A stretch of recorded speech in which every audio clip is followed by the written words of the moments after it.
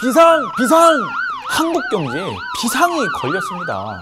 미국이 예상한 대로 15월 15일 빅스텝을 밟아 4.5%의 기록적인 기준금리가 되었습니다. 자, 이로써 한국과 금리 격차는 무려 1.25%까지 벌어졌는데요. 최근 몇 달간 그칠 줄 모르는 금리 인상으로 우리나라의 상황은 다들 잘 알고 계실 것 같아요. 우리 실생활에 어마어마한 영향을 주고 있죠. 특히 대출금리 이거 진짜 하지만 우리나라보다 더 큰 경제 문제를 품고 있는 나라가 있다고 합니다. 라떼는 말이야, 내가 제일 잘 나가 라고 외쳤던 일본입니다.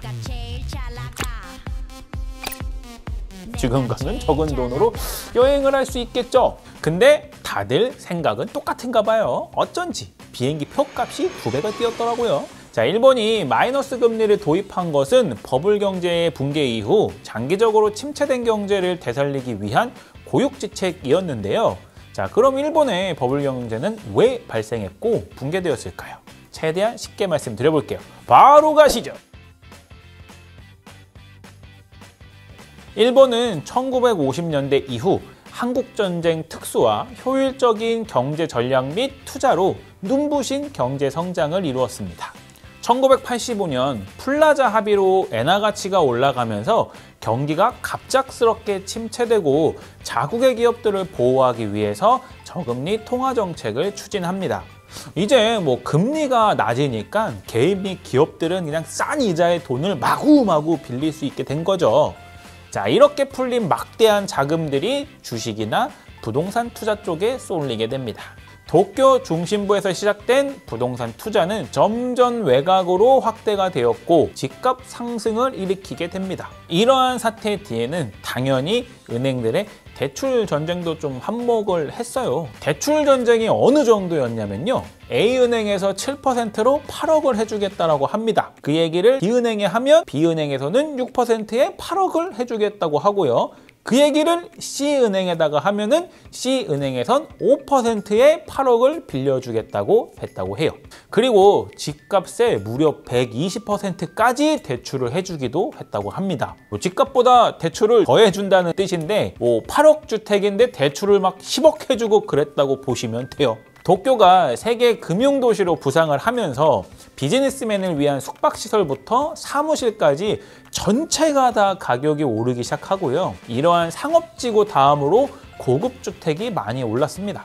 건설사들이 땅을 사서 거기에 고급주택을 지어서 분양하는 겁니다. 자, 도쿄, 나고야 등등 일본 6대 도시의 집값이 이 기간 동안 무려 최소 5배에서 최대 9배까지 올랐다고 해요. 이때가 어느 정도였냐면은 도쿄를 팔면 미국을 살 수 있다라는 말이 나왔다고 해요.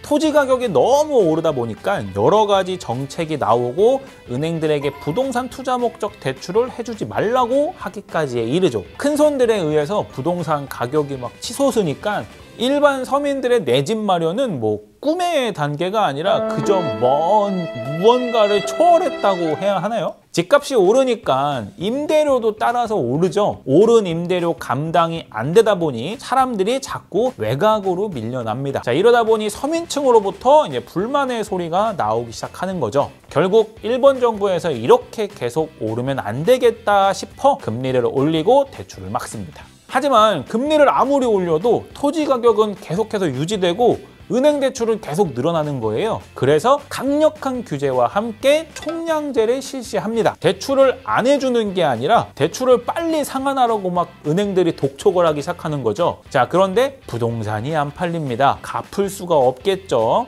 부동산 업자들이 무너지기 시작합니다. 대출금을 회수하지 못하니 불량 채권을 떠안은 기업과 은행들이 줄지어 무너집니다. 기업들의 상황이 이렇게 안 좋아지자 종업원들의 임금 삭감과 해고를 하기 시작하죠. 사회 전반적으로 고통이 시작된 겁니다. 지금 일본이 지고 있는 국가 채무는 무려 1065조 엔 가량 되는데요. 우리나라 국가 채무가 1030조 원을 갓 넘어섰다고 하니 비교했을 때 일본의 국가 채무는 정말 심각하다고 할 수 있습니다. 자, 여기서 금리가 1%포인트가 오르면 이자 부담은 2025년 기준으로 3조 7천억엔 증가한다고 합니다. 이자가 무서워 어쩔 수 없이 저금리 정책을 펼치고 있는 것이죠. 그럼 마이너스 금리에 대해서 갑자기 궁금해지는데요. 자, 우리가 생각할 때 은행에 돈을 맡기면 이자를 받는 게 당연하잖아요. 그런데 마이너스 금리는 은행이 우리는 돈을 보관해줬으니 수수료를 줘! 라고 생각하시면 됩니다. 예를 한번 들어볼까요? 은행 예적금 금리가 1%일 때 내가 1억을 맡기면 1년 뒤에는 100만 원을 이제 이자로 받아야 되잖아요. 근데 마이너스 1%면 1년이 지났을 때 오히려 100만 원을 보관료로 떼가고 9,900만 원을 돌려받습니다. 아니, 이럴 거면 내가 저축을 왜 했냐? 왜 해? 라는 생각이 들면서 소비를 하려는 심리가 높아지겠죠. 자, 이렇게 마이너스 금리로 소비를 독려한다고 봐주시면 될 것 같아요. 시장에 통화를 많이 풀어서 내수 시장과 기업의 투자를 활성화시키고 대출이자 부담을 완화시키는 게 마이너스 금리를 도입한 이유죠. 자, 우리나라 부동산에 거품이 많이 껴있다고 말들을 합니다. 그리고 일본처럼 부동산 거품으로 인해 경제가 무너지는 거 아니냐는 걱정들을 많이 합니다. 자, 우리나라는 일본보단 양호한 편이지만 작년엔 일본의 부동산 버블 못지않게 부동산이 폭등했었죠.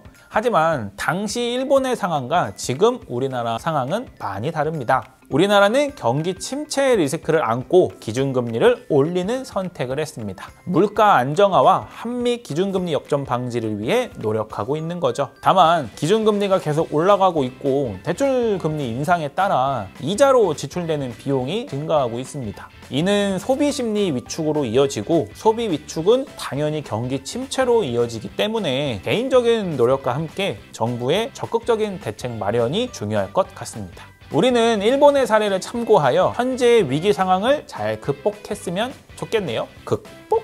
자, 오늘의 내용은 여기까지고요. 오늘도 도움이 되셨다면 구독, 좋아요 부탁드립니다. 다음에 또 만나요. 안녕!